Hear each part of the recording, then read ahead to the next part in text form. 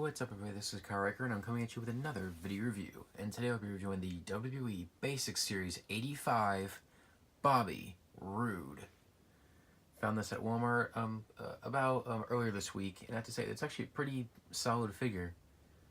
I do have a couple issues with it, but other than that, I'm fine with it. Anyways, let's take a look at the card back first. Anyways, got an awesome picture of Bobby Roode there. Probably during his days when he was a heel back in NXT, which I believe he deserves to be a heel. He's better as a heel anyway. Anyways, other figures in the series, we got Alexa Bliss, AJ Styles, Seth Rollins, and John Cena. I'm still trying to find Alexa Bliss, but she is so hard to find. AJ Styles, I'm going to pass on him. It's pretty much the exact same figure as the WrestleMania Access figure that was released, I think last year or something, where he was wearing the red tights. Then they re-released it in another Basic series, and now they're re-releasing it again in this series, so I'm going to pass on that. Rollins passed because he has a t-shirt painted on him, and I don't really care for those figures. John Cena is just a basic version of the Elite Series 60 that I reviewed last week, so pass on that. So Alexa Bliss and Bobby Roode were the only figures I wanted to get. Anyway, so here's Bobby Roode, and he looks pretty cool. Anyways, he's got a new face, which is okay, I guess. No, it's not bad. They could have used a better expression, though. He looks depressed. But they should have done something, like this, like they did on the packaging here, kind of like a grumpy look. What do you think of this head scan? Do you think it's good or do you think it's bad? I personally prefer the other head sculpt over this one. Of course, if you're familiar with the more recent WWE figures, he does not have the bicep swivel. Oh, got a little paint effect on there. I didn't notice that. Anyways, no bicep movement. However, you can still move the elbow a little bit. And no ankle joints either. Now, I have to say, I am kind of glad that they got rid of the ankle joints on the basic figures because it makes it easier to stand them up.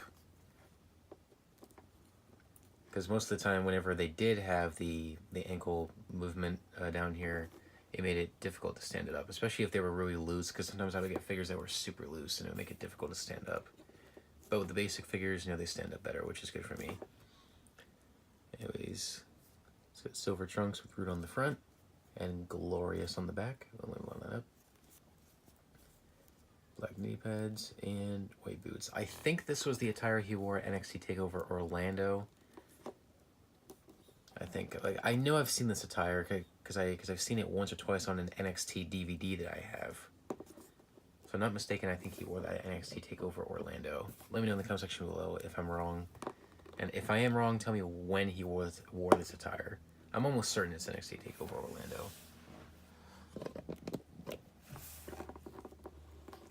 Anyways, just for a little comparison, here he is with the NXT TakeOver Basic Bobby Roode, which I think it's a much better figure in terms of the likeness, I guess.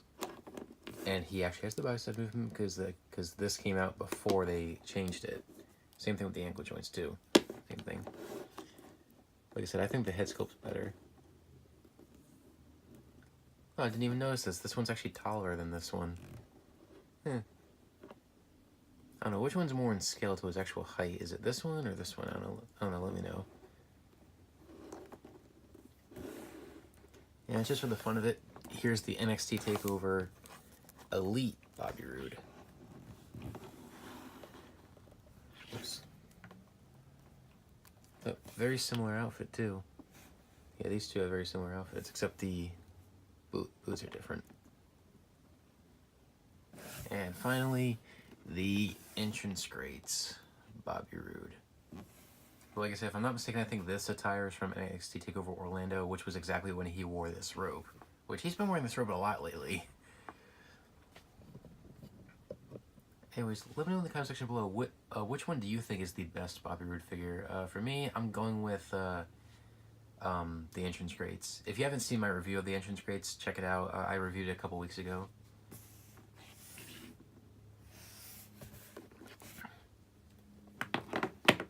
Anyways, overall, I think this is a pretty solid figure. I'll give it a I'll give it a 9 out of 10. It's not too bad. I just wish the expression on his face was a little bit better. I mean, the likeness is good. I think it looks like him, but it's not perfect. I wish they would change the expression. It's one thing I don't like about Mattel figures, that they always give them the worst expressions. Jakks Pacific, they nailed it with the expressions. The likenesses weren't really that good at times, but the expression was dead on perfect.